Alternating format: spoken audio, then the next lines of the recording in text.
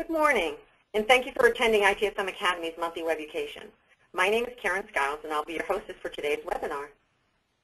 Today's presentation is titled, How Your Organization Can Become ISO 20000 Certified. It's Easier Than You Think, and it's presented by Subrata Guha, Director of IT Services at ULDQS, and also joining us today is Reed Seams, Director of Program Management for SoftTech Consulting. You can download the slides for today's presentation by clicking on the link that's in the webinar chat window on the right side of your screen.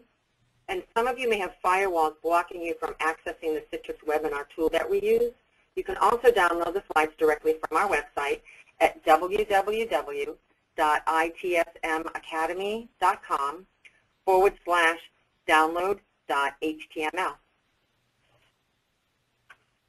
Now let's get started. We've been delivering our monthly webucations to you since 2007, and we're happy to see so many of you returning back with us today. Let's take a look at our first polling question results. So here's what we have, Subrata and Reed. We have 57% of today's audience has the knowledge from ITIL Foundation. 33% have advanced ITIL or ITIL expert knowledge.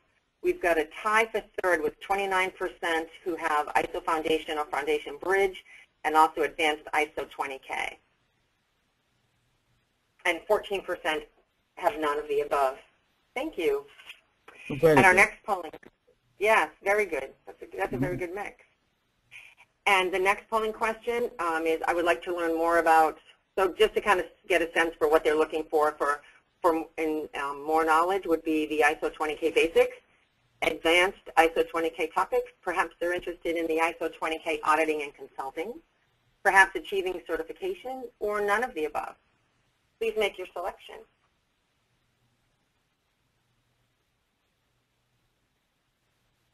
Today we're pleased to have Subrata Guha and Reed Seams with us, and we're really excited about the presentation today on how our organizations can become ISO 20000 certified, and especially because it's easier than we think. So we're really looking forward to that today. During the presentation, the information that is presented might raise some questions, or you might be looking for some additional clarification or information. We've scheduled Subrata and Reed's time at the end of today's session to answer your questions. So just submit your questions by using the chat window that appears in the GoToMeeting box, which is located in the upper right-hand corner of your screen. Open your chat window by clicking the plus sign next to the word chat, and just type your question in the chat log section and click the send button. Please feel free to send in your questions at any time during the presentation. Okay, let's look at our results for this poll. A tie for first place. 50% are interested in knowing more on ISO 20K basics, and 50% on ISO 20K auditing and consulting. And we've got a tie of second at 46% are interested in more knowledge on advanced ISO 20K topics and achieving certification. Thank you for that. And our last polling question is, as an organization, are you currently not paying any attention to ISO 20K, just starting to look at it, leveraging the standard without certification, considering the certification, and or working on achieving the certification, or none of the above? Please make your selection. So we've got a large number of attendees for today's session, and we've got a lot to cover. We'll answer as many questions as we can today, and if we're not able to respond to all of them, we will, as we always do, compile a Q&A with all the questions and answers that come through today on the presentation, and we'll send you the link by email to download in just a few days.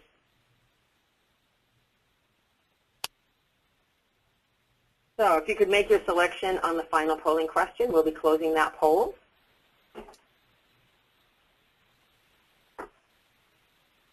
And that will give us a sense of where the organizations are for now. Okay. So we have 39% of today's audience is just starting to look at ISO 20K. We have 32% that are considering the certification or working on achieving the certification. We've got 18% not with none of the above, and we have 7% not paying any attention to ISO 20K and 4% leveraging the standard without certification. Good. Thank you so much for sharing that information with us to give Subrata and Reed a better sense of today's audience. That is very much appreciated. Now, for those of you new to ITSM Academy, here's a quick overview. And if you could bring up that slide for me, that would be great. ITSM Academy is a full-service provider of ITSM education. We have trained tens of thousands of students on-site across the Americas and in our public training centers in Fort Lauderdale, Dallas, Minneapolis, Phoenix, Reston, Salt Lake City, and Tampa, as well as in our virtual classroom. Now let's introduce today's guest. Subrata Guha is Director of IT Services at ULDQS. He has over 25 years of professional experience in the field of IT service management, software engineering, and audit and assessment of management systems. Subrata is head of IT certification practices at ULDQS. He is also a lead auditor of ISO 9001, ISO 20000, and ISO 27001 standards. He is certified in ITIL Foundation and is an SEI authorized instructor of CMMI. Reed Seams is the Director of Program Management for SoftTech Consulting, focused on creating, implementing, and maintaining the company's process and quality policies and procedures. He has over 18 years of operational and program management experience supporting government agencies and the employees that deliver services and solutions. Reed manages the Project Management Office and the corporate resources that support company operations. He is experienced in CMMI and ISO implementation and has a wide range of contract and program management knowledge. Reed is a PMP and holds ITIL Foundation and Intermediate certifications. Good morning, Subrata. Good morning, Karen. Thank you for the nice introduction. You're welcome. And good morning, Reed. Good morning, and thank you for having me. Thank you both for joining us today. And we're very much looking forward to your presentation. So you may get started whenever you're ready. Thank you. I'm ready. Good morning, everyone, and thank you for making time to attend this webinar. I'll take 1 minute to introduce you quickly about ULDQS. ULDQS is a register of quality systems certification, or a certification body. It is formed in 2009 with a merger of Underwriters Laboratories Certification Wing and the DQS GmbH of Germany. And both UL and DQS has a long history of quality process and the standard development area. Many of you are aware that UL is a 150 years old organization in US, and DQS Germany is also very old, and they were the publisher of the DIN standard. So with this merger, now we are a global player. We rank among the top 5 quality system registers worldwide. We have presence globally in 60 cities and 40 countries, and these numbers are changing almost every month, so we are growing. Now, with a short intro, I want to get into today's topic. So what we want to cover briefly, that the basics of ISO 20000, and I'm glad that many of you have more knowledge on ISO and ITIL here, and I'm afraid I won't be able to get into the very detail because of the short time. But what would be interested for all of you who are looking for implementation, that to share my experience as an auditor and Reed's experience as an implementer, that what are the critical success factors? What are the steps an organization should think who are planning for certifications? And then there's a Q&A session where both Reed and I will try to answer your questions as much as we can during the session and then afterwards.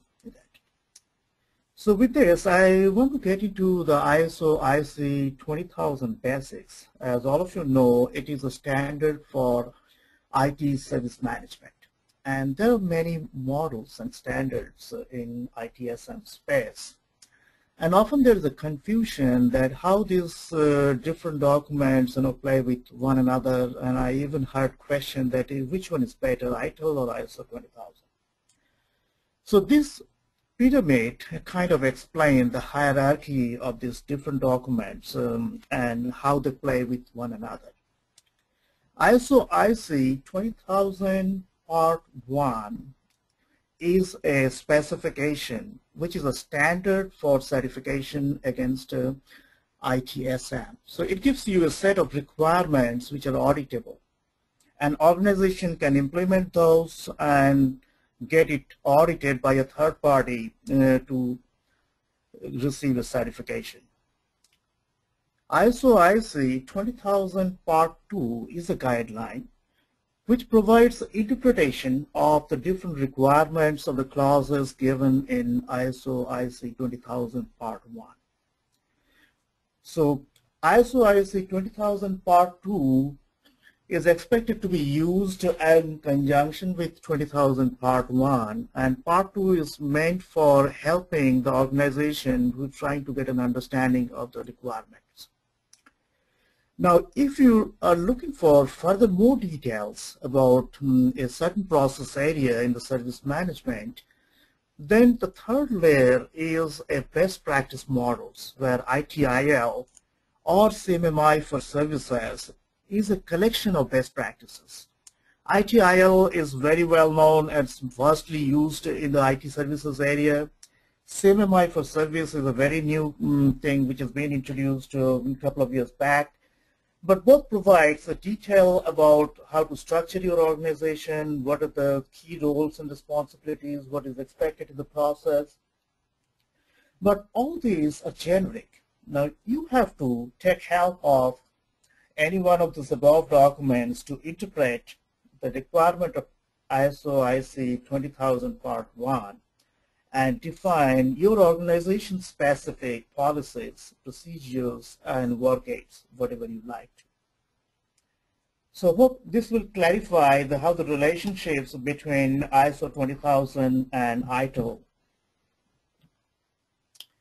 The next slide, it talks about why you need ISO IEC 20000-1. Now this is the only auditable standard which allows an organization to get certified as an evidence of implementing ITSM best practices.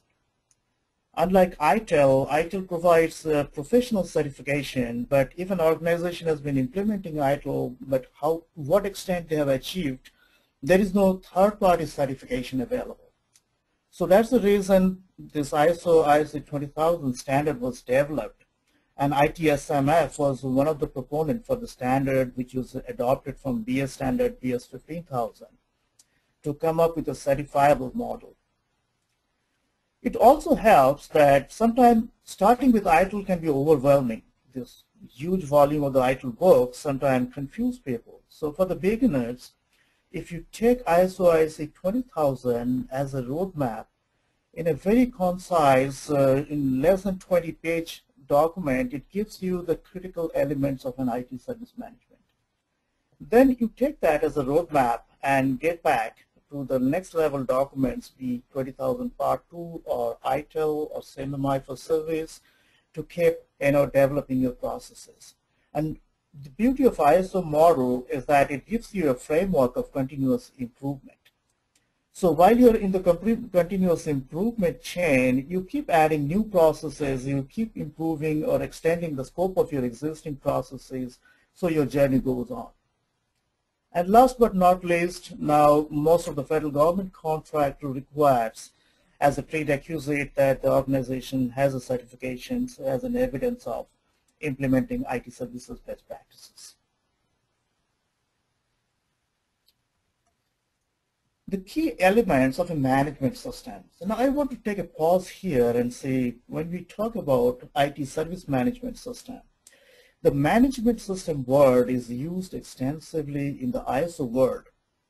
You talk about quality management system, which is ISO 9001, information security management system, which is ISO 27001, and ISO 20001 is IT service management system.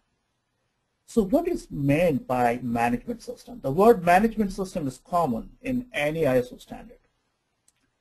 It just requires you this following key elements: that organization has a top level policy or policies to drive its activities, and you have the people within the organization with defined roles, responsibilities, and authorities. So everybody knows who is responsible for what, and every position, what kind of authorities they have. Then there should be a bunch of processes, which starts with a planning process. So be you a service organization or a manufacturing company, there has to be an annual planning process. And then after you've done the planning, then you get into your product development or service delivery. So you implement your plan or get into an operation mode. So when you are in the operation mode, you have a framework of measuring your performance, that are you doing as expected or there's something going wrong. So this is related to your product or services. Then in the senior management, having laid out the policies and goals, they're also expected to review periodically that is your organization heading towards the right direction? Are you meeting your objectives or goals? So it's called management reviews. Then there should be an internal audit. So somebody within the organization, not directly responsible for that function or process, will be auditing that particular area to see you're following your laid out processes. And there should be a continuous improvement. So these are the few key elements which is called collectively a management system.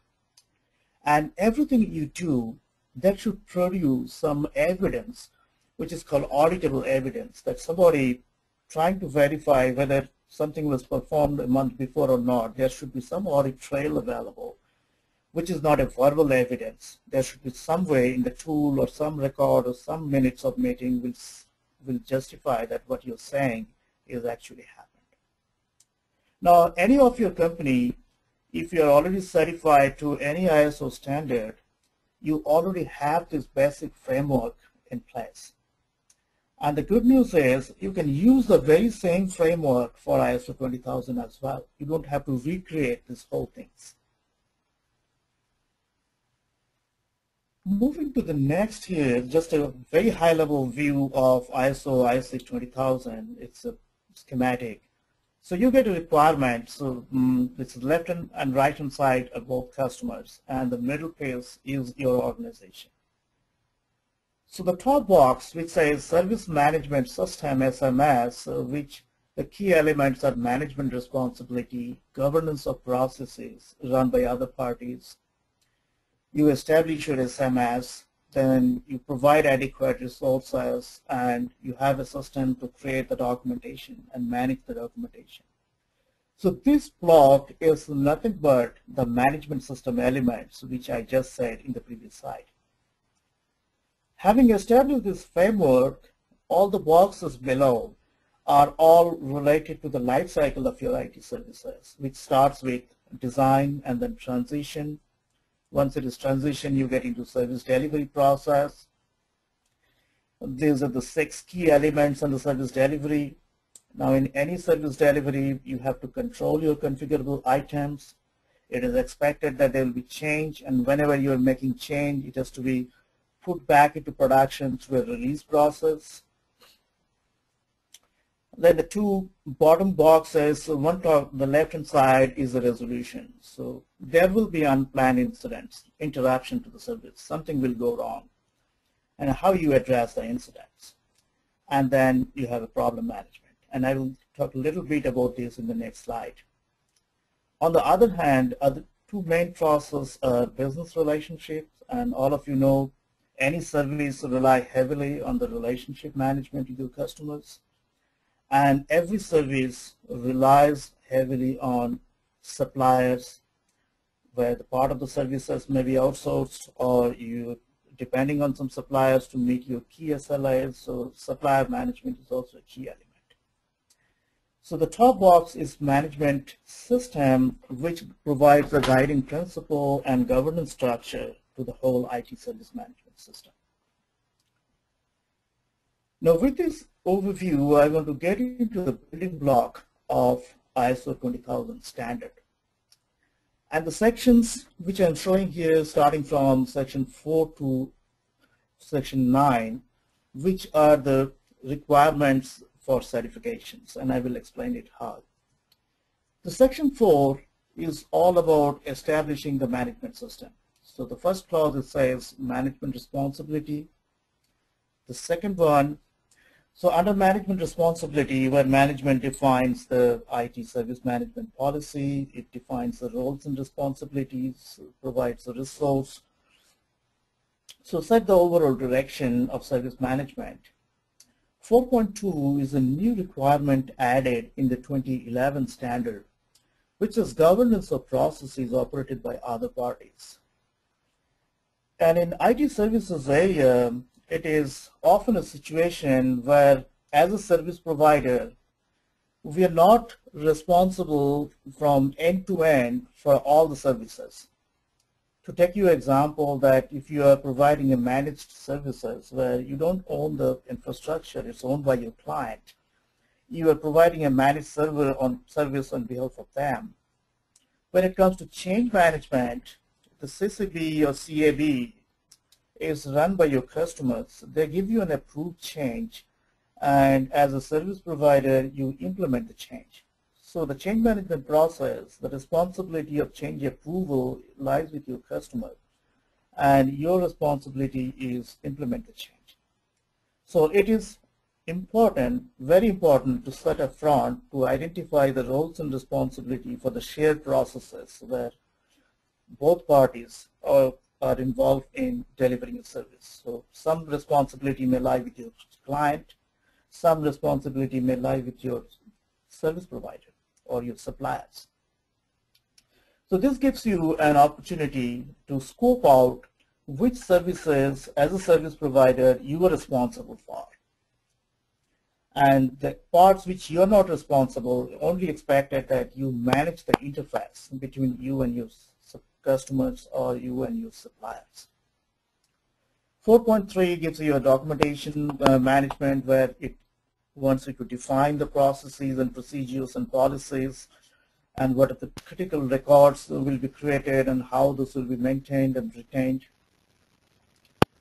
With this setup, now you implement your ISMS, which is basically 4.5, and when you're operating, it is getting into a continuous plan, do, check, act mode of ISO standard, which is you do something, you do performance measurement. If you see there's something going wrong, you take corrective action and go on improving this. And while you're in operations, you also have to actively manage your resources. Resource means people, resource means knowledge, resource could be infrastructure, facility, everything. So that's all about section 4, which is the service management systems framework. Then starts your actual life cycle, which starts with section 5, which is a design and transition of new or changed services. So basically your service design and transition. The confusion arises sometimes by the word of changed services, because we also have a change management set of processes under section 9. And the question very often I face while I'm going out auditing, saying that, hey, I have a change now, how do I know whether this should fall in the purview of clause 5 or in the purview of section 9? The distinction here, which is not very clearly stated in the standard, is section 5 is meant for the new services or when you're doing a major change in your existing services. And how do you know it's a major change?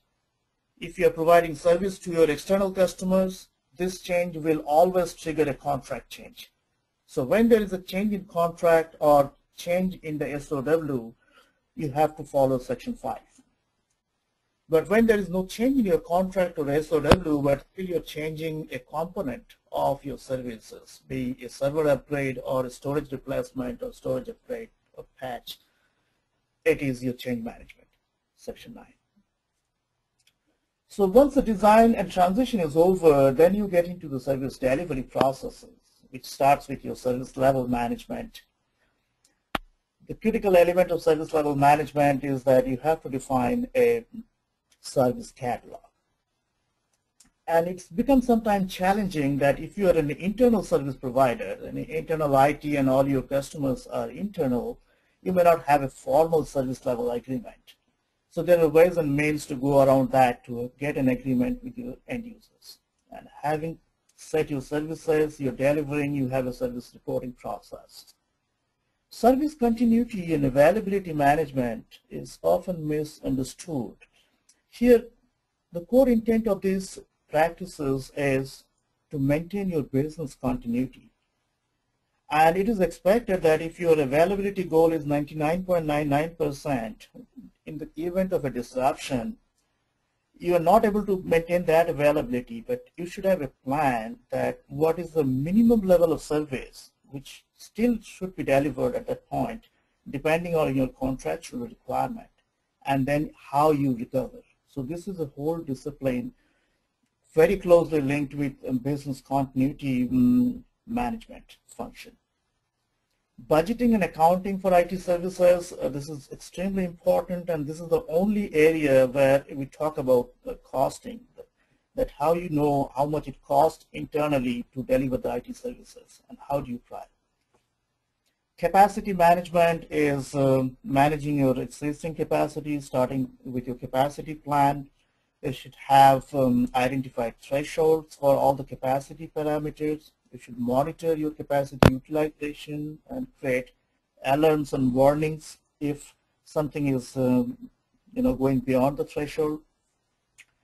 Information security management is again a very big discipline which is outlined in ISO 27001. But if you're implementing just the 20,000, which is a minimum requirement that you should have a policy, you should have some sense of what are the risks you have to your information assets and identifying the controls needed for that. It is not expecting you to do a full-blown risk assessment, but you should have a sense of risk and your key assets so that you can identify the required controls to protect your service. Business relationship management is very straightforward. The 7.1 is kind of an account management function of the relationship, and 7.2 is supplier management. The resolution process is incident and problem, and folks who are ITIL trained, you know very well what's the difference between the problem and incident. But I've seen in the ISO world always this difference is not well understood, and sometimes it is being used interchangeably. And the same person playing the role of both incident manager and problem manager, where I get into huge problem with that. So the problem management and incident management is kind of a conflicting interest for the two people. Incident management's goal is to bring back your system as soon as possible, and very often we use a workaround. We treat only the symptom, not the root cause. But every incident does not require an investigation. If it is not a recurring incident or if not a huge impact or critical incident, where you get into the problem management, do a root cause analysis and try to find a permanent solution of the problem. Control processes, straightforward is the change management, where you have to identify your configuration items, establish the CMDB, have some way of verifying that your configuration items integrities are maintained, so do some kind of a status accounting or configuration auditing. Change management is the whole gamut of disciplining the change. So anything which is a CI in your CMDB, if you want to make any change to that, it has to follow a change management process. So change management process in general should follow a life cycle of a change initiation, change approval, change implementation, and verification of the implementation. Now, depending on the impact of the change, you can identify that what level of approvals are needed. And another common practice these days, we say that some of the changes you can classify as pre-approved changes, which does not require a CAB or CCB approval. For example, with a patch update, you periodically get the updates on the various patches. Now, you don't have to go back to CCB or CAB to get approval before you deploy every patches. So that makes the process simpler. Release management is a natural attachment to this, that once the change is implemented, it is verified in the staging area. Before it is moved into production, the release management process makes sure that change is implemented the way it is supposed to be. You have a backup plan, and then it is moved into the production. And when there is a shared responsibility or you're working in a managed service scenario, again, this way you will see that it gives you an opportunity to divide the roles. And most common situation is in the release management function is always retained by the client. So after supplier has done his job in the staging area, somebody from the client organization verify the release and move it into production. Now, this is a very quick synopsis, and I apologize, I was kind of running through this because this whole thing, which I just said in 7 minutes, takes 1 day in a formal class, at a minimum 1 day to cover all the requirements. Now, if you have to summarize what you need to get certified, we talked about a management system, and management system requires some policies, some procedures or processes, and some outputs which become an auditable evidence that you have done something or implemented a management system. So if I have to summarize that, what are the things, so I'm sorry, let me step back and give you a little bit insight about the requirement of the standard. Saying, I started with section 4. Why did I skip section 1, 2, and 3? Those 3 sections are for information only. So like it gives you a context, it gives you normative references, definitions, that what it means. So while auditing, we cannot write a non-conformity against section 1, 2, 3. But section 3 becomes very important when we see that there is a misunderstanding about implementation. We say, okay, go back to the definition. What ISO defines it in the section 3.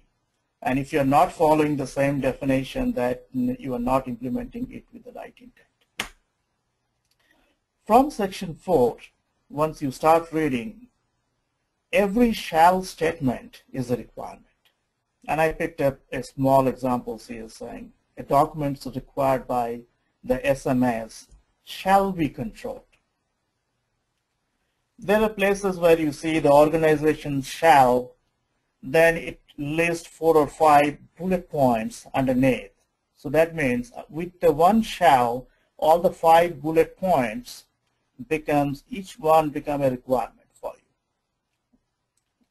But if you read these shall statements, it always says what needs to be done. So organization shall control your documents. It does not specify how ISO IEC 20000 is expecting you to control that. And that gives you a leverage for the organization. You can implement what is the best appropriate approach for your organization. What I always insist that your approach must be feasible, must make a business sense for that, or don't even do anything which you feel it's an overkill for your organization and operation. Now let me summarize the documents required for SMS. So we talked about a management system requires policies. And here are the 5 policies which are explicitly called out in the standard. Now, whether you write it in the 5 different documents or write it in a 1 document, or you make a integrated policy statement which addresses all 5, it's your choice. Everything is acceptable as long as your policy is defined against your services, your release, your continuous improvement, security, and change management. So these 5 are the mandatory policies which are called out in the standard. Now the next page is the required procedures. In the management system area, it asks for explicit procedures for communication, how you communicate any changes or roles and responsibilities within the organization, how you control your SMS documents and records. There are 2, now the standard says document control and record controls are 2 separate procedures, but if you address both these in one procedure, that's perfectly all right. There shall be a procedure on internal audit and procedure on service improvement. Now everything on the board are basically your service delivery processes, delivery relationship, resolution and control processes. And all of this must have a defined procedure. Now, whether you have one procedure for service delivery or 6 different procedures for service delivery is your call, because service delivery has 6 different areas. The second bullet which I'm saying is defining a service management manual. It is not a requirement of the standard, but it's kind of a best practice, especially if you're a paper-based organization, then you need something to give a framework to all the policies and procedures to bind everything together. But if you're maintaining an internet portal or a SharePoint site, this manual has very little significance. And here are the plans, which basically outcome of the procedures, and it is expected to have a service management plan, service design plan, transition plan, capacity plan, continuity and availability plan, and the release plan. So these are the auditable evidence to audit. What are the critical artifacts? You need to have a service catalog, you need to have a service level agreement, a supplier agreement, there has to be a CMDB, a change control records, service reports, audit reports, and management review reports. These are the minimum required artifacts which is expected for an audit. And you can question me that, or I can question you that if you are not even planning for an audit, but still, can you run your SMS without any one of these? If you are doing this change control, there has to be some form of change control records, because change control cannot be done just verbally. If you are delivering service, you must be delivering some service report to your customers.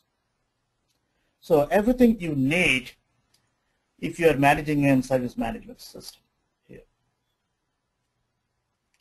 Now the next phase is the critical success factors.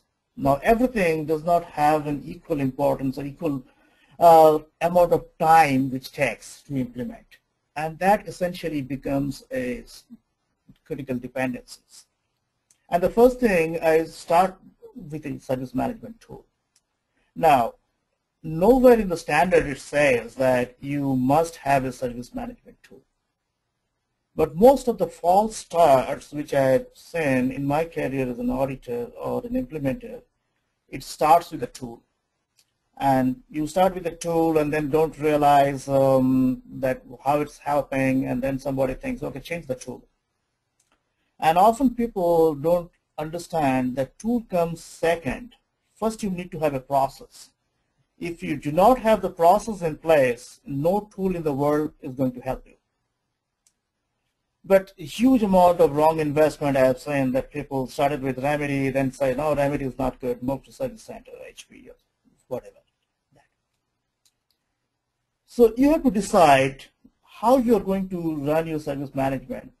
It is not necessary you need to have a tool, but some amount of automation is needed for efficient operation of your service management tool. It can be homegrown or go to a, if you're a big organization, you can invest on a large tools from HP, CA, or VMC, or go for an open source tool. The second part where people stumbles and go through multiple iteration is to finalize a service catalog. And here my experience, I say that, the key word here is that you be simple, start simple. And these are the minimum things which I said that, should be there in the service catalog.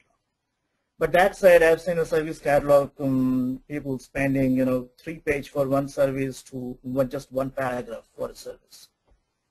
And then establishing CMDB. And especially for a large organization, it's a major challenge. So again, start simple, start with the most critical CIs and establish the relationship, and then gradually increase your scope. Now here I want to now turn it back to Reed, because he's a person who has actually done it very recently. So Reed, why don't you share your experience, and feel free to disagree whatever I said in this slide. All right, thanks.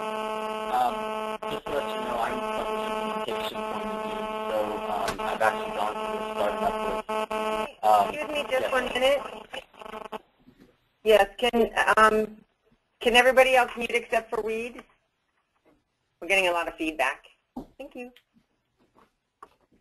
All right. Yeah, so I'm from the implementation side. So obviously I could probably do a couple hours just on some of the gotchas for implementation. But I did want to go over some of the highlights of some of the critical success factors that I found during the implementation. The first thing is really step back and understand what the management system is, that it's people, tools, processes, hardware, software, the policies, the information and the data is all part of it. So when you talk about change management, configuration management, all of those components need to be part of it. We found a lot with the service management tool.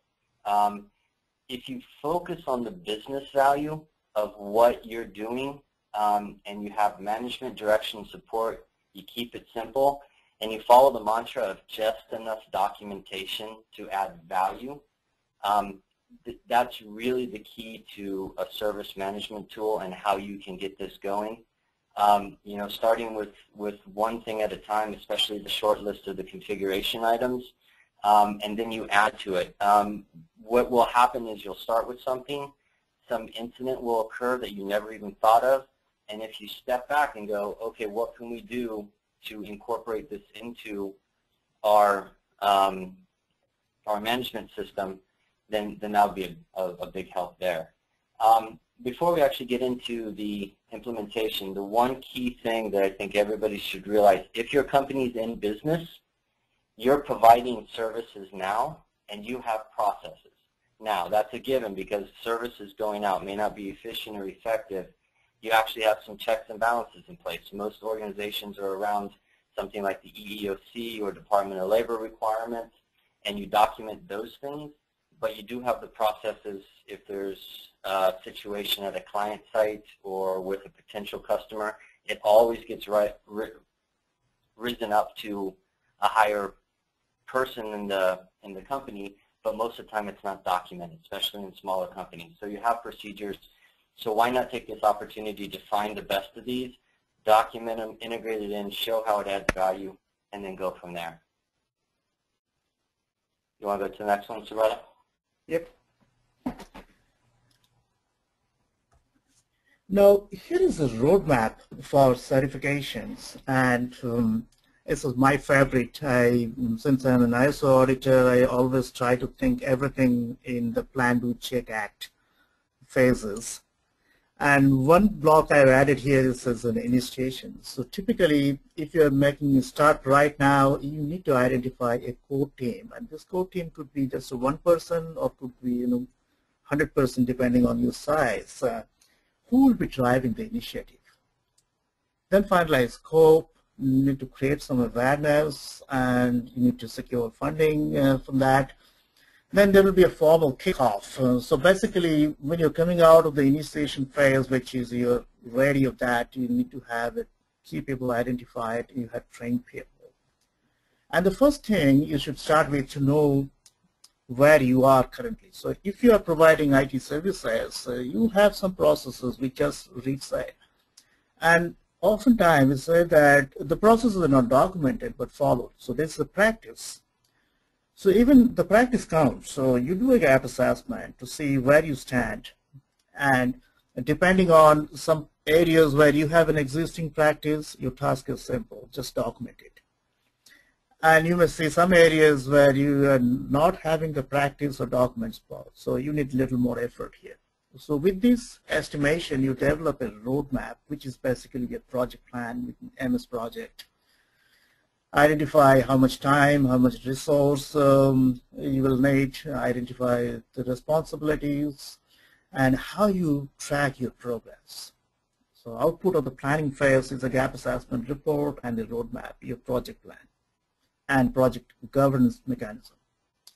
Then you get into the do phase, which is you're defining policies, procedures, or you're updating your existing documentation to meet the requirements.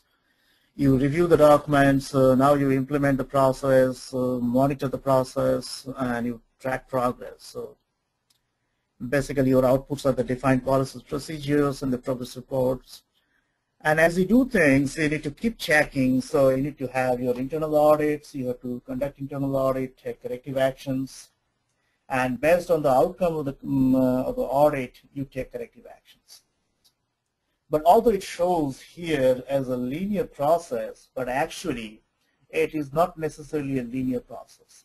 At least after the plan phase, a do, check, act would be a non-linear, and there will be some overlap. So which shows in the next slide, it says that once you start defining your processes, which is a do phase, you are not waiting till all the processes have been defined. As and when your process modification and definition complete, those gets deployed. So once you're a couple of months down your implementation, you should do your first internal audit.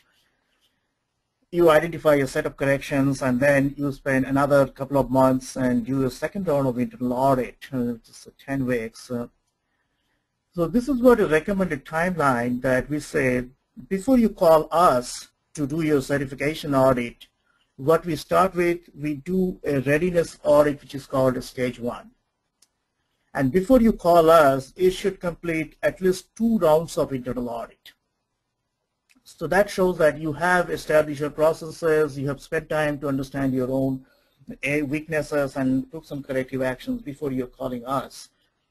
And certification audit, the first we do the readiness assessment, and depending on the outcome of the readiness assessment, your certification audit will take place anytime after 15 to 30 days or maybe 90 days.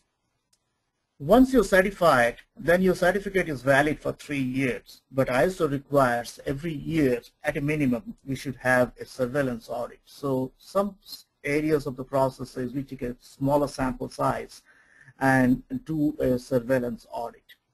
And it will say the ACT, which is your continuous improvement, goes on right from the time when you start doing your internal audit.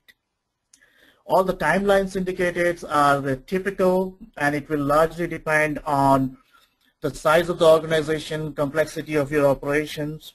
But now I'll invite again Reed to share his inputs and how much time actually it took for him to do these things. Just to let everybody know, the company that I'm currently at, within a 2-year time frame, we went from just having the basic ISO 9000 to ISO 20000, 27, as well as CMMI Maturity Level 3 for services and dev. And it all built on and complemented each other, especially the ISO 20000. If we did the internal audits, and we were kind of on a push frame on this, and so we actually did it every month until we showed consistency, and then we went to a quarterly basis after that. But it's good. The key thing to this timeline is going to be getting the management team to support it, not only verbally, but via participation through management meetings, because they have to review all of the steps as we go along, as well as the audit results. So a little hint here is I attached it to our quarterly business development meeting and just added it on at the end, and we started doing it, and then it actually transformed into, as we added more things, into an actual standalone management meeting. Nobody comes to a process review meeting. They always find other things to do, but if you can attach it to other things that are relevant, it'll help to incorporate it and become part of the culture. You good, Subrata? Yeah, and just to comment on the Reed's timeline, say that he has achieved in a 2 years time frame, he has moved from ISO 9001, retained 9001, and added 2 additional ISO standards, and then on top of these CMMI. The reason why he was able to do things in a short spell, because he already has his management system framework in place because of the 9001 certification. So for him, this timeline showed here is based on the assumption that you do not have any existing management system in place. But if you have any one of these standards in place, then you have the foundation already laid out, and implementing the other things becomes much easier. So the do phase, which I'm saying 6 to 12 months, will be significantly reduced if you already have a management system in place. So that's my only comments on this after Reed's observations. So That's in short about ISO 20000, what an auditor expects from an organization, and some of those experience sharing from Reed, who has done multiple standards and models over the last couple of years. So it's now open to all of you for questions. Well, I would like to say thank you, Subrata and Reed. That was very informative. So thank you so much for that. And for those of you, if you have questions on the auditing side or if you have questions on the implementation side, please feel free to send those in. And just before we get started with the Q&A, I just have a couple of announcements. I'd like to remind everybody that our next webinar is scheduled for Thursday, August 15th at 11 a.m. Eastern Time. And our presenter will be Elaine Wong, who is the Process Improvement Manager with Healthcare Service Corporation. And Elaine is going to share her practitioner's experience in establishing a business process group. So that should be very informative as she explains her experiences and her challenges as she's doing that project. And we also want to continue to bring you more practitioner presentations discussing IT experiences and challenges. So we want to hear, everybody wants to hear from the practitioners. You all love to hear the practitioner stories. So if you would like to share your story with us on our webinar, just let me know, and we'd be happy to make that happen at one of our monthly webcations for you. So I just wanted to say that. And then also, while we're doing the Q&A, Leslie Kaposius, who's our program manager here at ITSM Academy, she's here to share some information with us. Good morning, Leslie. Good morning, Karen. Is my audio okay? Your audio is perfect. Thank you. Okay, great. Hello, everyone, and I want to thank our presenters for the presentation today. I've been in IT service management for over a decade, and I think that the IT professionals and the IT service management professionals that I speak with really don't give themselves enough credit for what they do in their process improvement and IT service management efforts. And that's one of the reasons I love ISO 20000 is because it provides them with a benchmark that they can measure themselves against.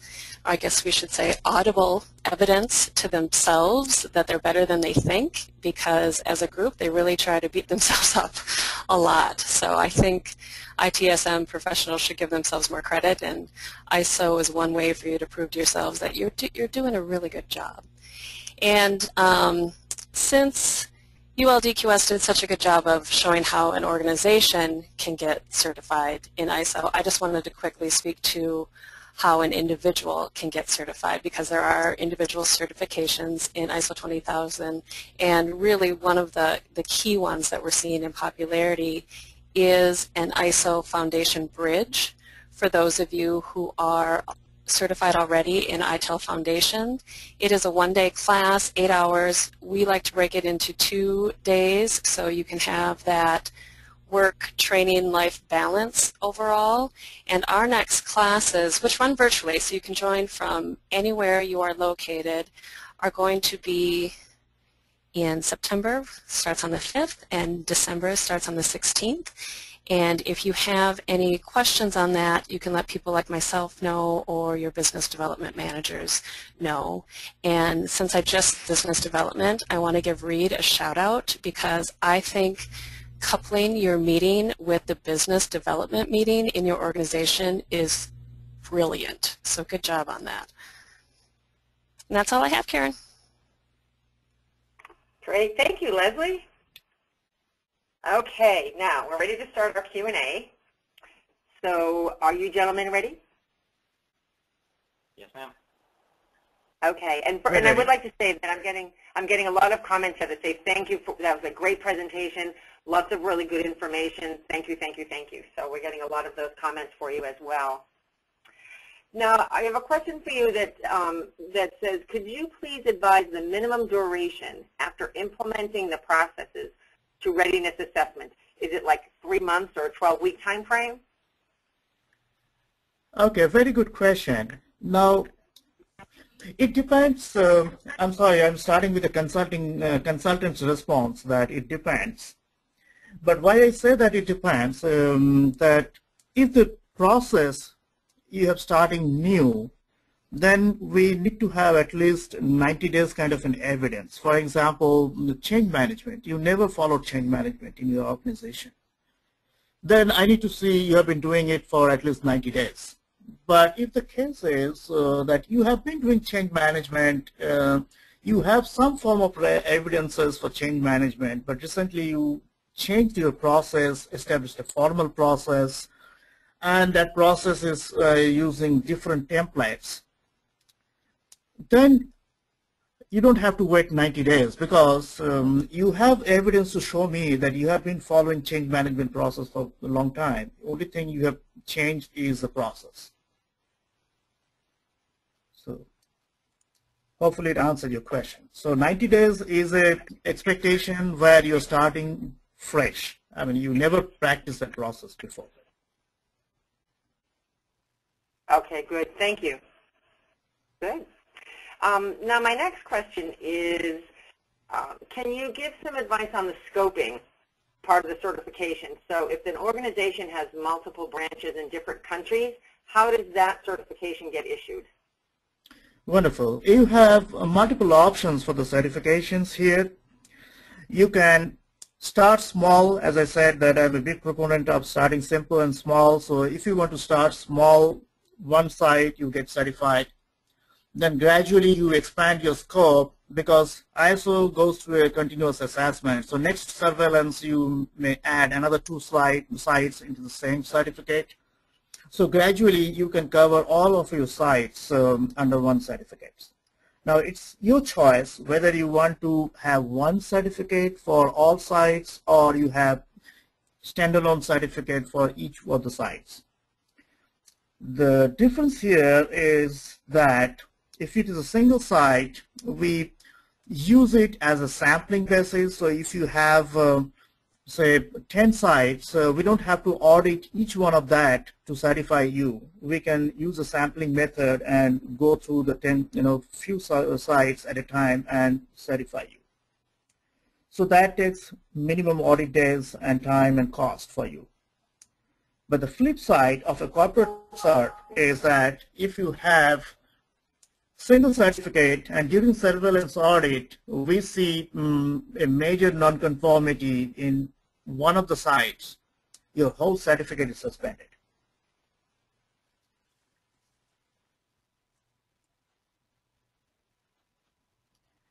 So that's my answer. And then you have to go through the process all over again? No. How do you get unsuspended? Oh no, if it is, you have a major nonconformity, you have 30 days time to correct that. So we have to come back after 30 days and see that it has been corrected, and then your certificate is reinstated. Oh, okay. Yeah, you don't have to go over the full audit and certification process. Okay, thank you. Judy has a question for you. She's asking, is it better to start ISO 20K certification with a small scope and then continue to expand the scope as CSI, or would a new scope have to go through the entire certification process? No, the scope expansion is always done through during continuous assessment, which is our surveillance audit. And most of our global customers, they have increased their scope, and they're still increasing their scope. And every year we get some scope expansion from every site. So scope expansion means they're maybe adding in new locations or adding new services in the scope. Oh, thank you. And Shritra is asking, with the new release of 2011 of the service management system, is the certification allowed other business units like HR and admin, those areas, other than just the IT service provider? Well, that's a very good question. No, this certification is for IT services. It is not for general services. And unfortunately, though the standard used the term SMS, they have taken out the word IT. They're saying service management system. And I was part of the review process in some stage and part of the debates, which we considered that some of the concept can be expanded to any services. But unfortunately, our accreditation board are still of the opinion that no, it is only applicable to IT services. So we are not able to certify any other service other than IT. Oh, interesting. Okay, thank you. Yes. And Judy is asking, what is the cost of the certification? Well, it depends on the size and effort which it needs, because we have a kind of a chart given by the ISO, which gives you we have to consider the number of people working in your organization, the complexity of your IT environment, and that everything put together will determine that how much audit days will be required for your audit. And then we have a standard rate for per day of audit plus expenses. So that put together. So I'm sorry, I'm not able to give you a concrete number, but these are the factors which plays a role here. Yeah, it has to be configured. And I have a question for you from Jaydeep, and the question is, if the organization already has an existing management system such as ISO 9001, how many additional days does it add for ISO 20000 certification? You know, you get a reduction for the clause. See, you get reduction if you are doing both audits simultaneously. That we are doing audit for your 9001 and 20000 at the same time. Then the common elements, which is a part of the management system, for example, management review, internal audit, document control, these are audited only once. So that amount of effort is reduced for an integrated audit. But if it is two different certificate audit done in two different time, then you don't really get any reduction of audit time. Only thing it helps that you are ready for certification much sooner as compared to a company who don't have a 9001. Oh, thank you. And Judy's coming back on the pricing, on the costing question, and she's asking Reed. She's asking if Reed could talk a little bit about what the costing was for his organization. Yeah, we can certainly talk offline on that. And Judy, you can have you can get my contact information from after this presentation, and you and I can talk offline to get some specific information from about your organization, and I'd be able to give you an estimate. Okay, perfect. Thank you. And let me just check. I have more. Thank you so much. Great answers to your questions. So you're getting a lot of accolades here again. A great presentation. Thank you, thank you, thank you from our listeners here today. And that is all of my questions that we have received today. Oh, wonderful. So again, gentlemen, I would like to thank you so much for your time today. It was really very, very educational and very informative for us. And we wish you continued success on your with your business, Reed, as well. It sounds like you've done a great job and you've got a handle on that. Thank you. Thanks for having us. It was a pleasure speaking to all of you, and thanks for everyone for your time and attending. Thank you. Thank you so much. And then I just want to remind everybody that our next webinar is on Thursday, August 15th at 11 a.m. And our presenter will be Elaine Wong, she's the Process Improvement Manager with Healthcare Service Corporation. And Elaine will share her practitioner's experience in establishing a business process group. So we hope that you'll join us for that. And I know that most of you have pre-registered for the next webinar, and if so, you'll receive a confirmation by email. And for those of you that haven't requested pre-registration, we'll send you an invitation for the next webinar. And as you log out, if you would take a minute to complete the post-webinar survey, your feedback is very important to us as we want to do our continual service improvement as well. So we would appreciate that. And I would like to thank all of you for joining us today.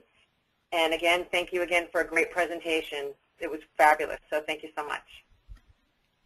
You're very welcome. You're welcome. Everyone have a great, thank you. Thank you, Reed. Everybody have a great day.